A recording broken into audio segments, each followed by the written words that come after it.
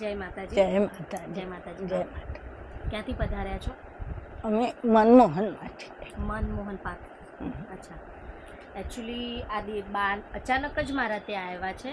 એમને કોઈ મને ફોન નથી કર્યો કે કંઈ નહીં. એમને ખબર પડી સોશિયલ મીડિયા દ્વારા બેનશ્રીએ કીધું કે આવી રીતે પેકેજ અમારા એક સંબંધી છે અને ઓળખીતા છે તો એવી રીતે આપે છે, તો એવી રીતે બેને અહીંયાથી લઈને આવ્યા અને અચાનક જ આવ્યા છે. એમને કોઈ પણ જાતની મને જાણ નહોતી કરીને સીધા આવીને મને કીધું કે બેન અમારી દીકરીના લગ્ન છે ટૂંક જ સમયમાં. આ વીકમાં છે બેટા તમારા લગ્ન?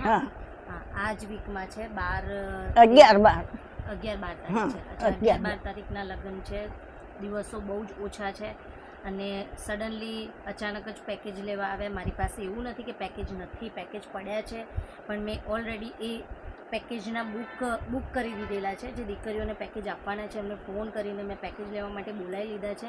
એટલે આમનું પેકેજ મારી પાસે હતું જ નહીં, પણ છતાંય મારા અકાઉન્ટમાં ક્યારેક કોઈ દાતાઓ 500, 1000, 1500 આવી રીતે એમના જેટલું એમના થાય એટલું મને દાન કરતા હોય છે, આપતા હોય છે. તો હું એ હિસાબથી હું મારા તરફથી અને આ જે દાતાઓએ મને 1000-1500 જે બી કોઈને મને આપ્યા છે એ હિસાબથી હું આજે આ તમને પેકેજ ભેટ આપું છું. કારણ કે મારી પાસે ખરેખર દાતા જે હતા ને બુક થઈ ગયેલા છે એટલે. પણ હું તમને નિરાશ કરીને પાછી મોકલવા નહોતી માગતી, કારણ કે તમારો ફેસ મેં જોયો એટલે મને લાગ્યું કે ખરેખર પરિસ્થિતિ બહુ નબળી છે.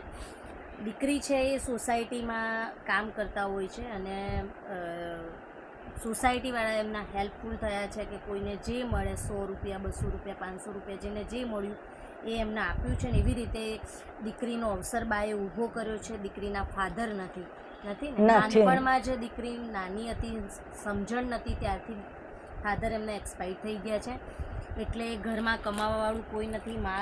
મા દીકરી છે, 2 બહેનો છે અને એક દીકરીના મેરેજ થઈ ગયા છે ને મા દીકરી ઘરનું કામ કરી અને સોસાયટીનું કામ કરીને પોતાનું ઘર ચલાવે છે. બાની બાંધો મજબૂત નથી એટલે એ બી જેટલું થાય એટલું એમનાથી એ કરે છે. બરાબર છે? અચ્છા, તમે કંઈ કહેવા માગો છો કે પેકેજ તમને કેવી રીતે? મહેરબાની થાય બેન તમારી. જો હું ભાડાના ઘરમાં રહું છું, મારે તો રવા ઘરે. એવું છે? હા.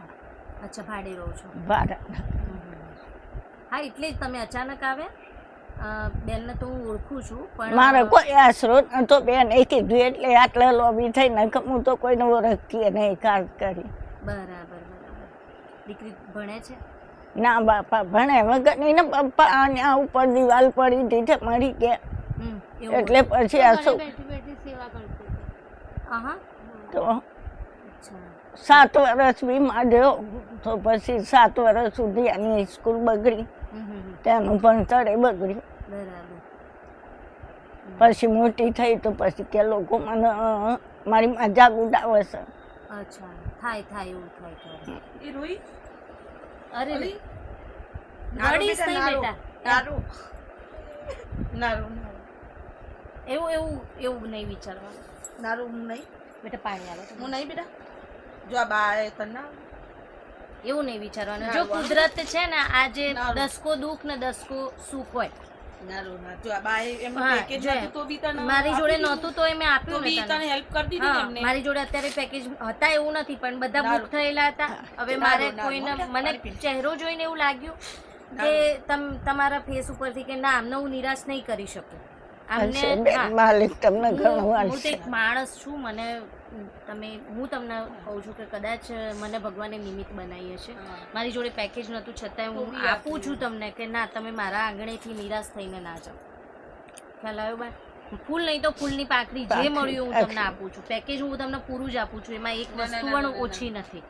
પણ કહેવાનો મતલબ શું છે કે કોઈના ચહેરાનો હું હાવભાવ સમજી શકું છું. હા, પરિસ્થિતિમાંથી આપણે બહાર નીકળ્યા હોય ને એટલે આપણે ચહેરો વાંચી શકીએ, ચહેરાનો હાવભાવ સમજી શકીએ. એટલે હું એવું નથી કહેતી કે ના તમે અહીંયાથી ખાલી હાથે જાઓ. જે મળ્યું હું તમને આપું છું. અને બેટા તું બી નિરાશ ના થઈ. ક્યારે બી કંઈ બી કામકાજ પડે તો મારા આ દુકાનના દરવાજા ખુલ્લા છે, ગમે ત્યારે આવી જવાનું.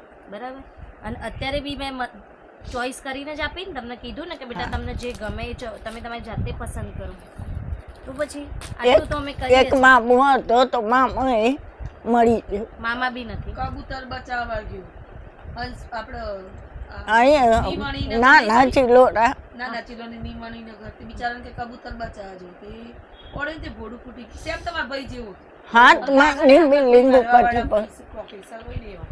આજે એમના તરફથી આ લોકો અમારથી આવ્યા 9-10 વર્ષથી પણ અમારે 10 જણાનો સભ્ય છીએ અમે. હું પોતે ચેરમેન છું પણ 10 સભ્ય એમને સપોર્ટ કરે છે.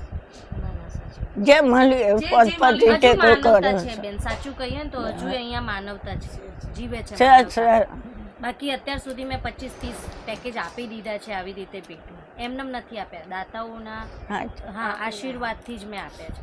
એટલે હજુ માનવતા જીવે છે. પણ ચિંતા નહીં કરવાની. અને કદાચ મારા માટે જો કોઈ બીજા દાતા બી ઊભા થશે ને, જેમ તમે મને વાસણની વાત કરી, કદાચ કોઈ દાતા મારા એવા આવશે ને તો હું તમને એ બી કરી દઈશ. કશું વાંધો બેન શ્રીએ બી ઘણી હેલ્પ કરી છે તમને. બહુ હા, એમને તો પોતાની છોડી હા, જેવી દીકરી જેવું જ. હા, અને જેટલું બનશે એટલું અમે અમારા થકી કરીશું. એટલે નિરાશ નહીં થવાનું. કોઈની દીકરી કુંવારી રહી નથી, રહેવાની નથી. હા. કોઈ કું કાઠું કરીને પરણાવતું તો હોય જ. બરાબર.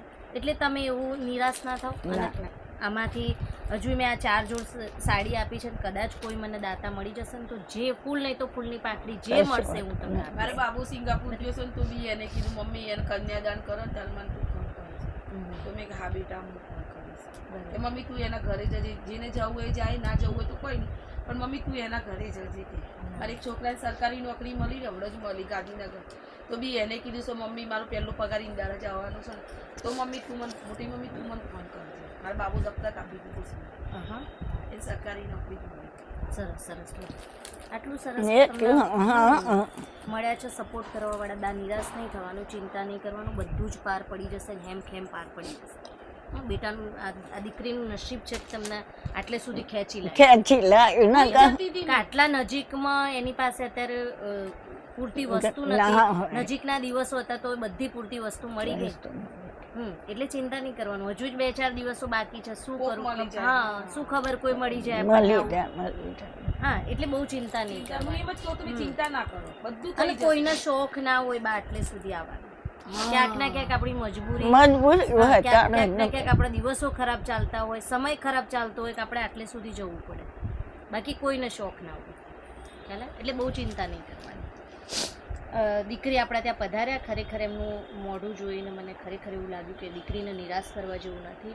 અને મેં જે બી મને મળ્યું એ મેં એમને આપ્યું છે. મારા જે દાતાશ્રી છે એ મને કંઈક ના કંઈક કોઈ 200-500 એવા નાખતા હોય તો એવા મારા અકાઉન્ટમાં 2-5 હજાર હતા. બીજો મેં ઉમેરી અને દીકરીને મેં પેકેજ આપી દીધું છે. તો જે મારાથી અપાયું એ બે બા મેં આપને આપ્યું છે. માલિક તમને કહું હશે બેન. જય માતાજી.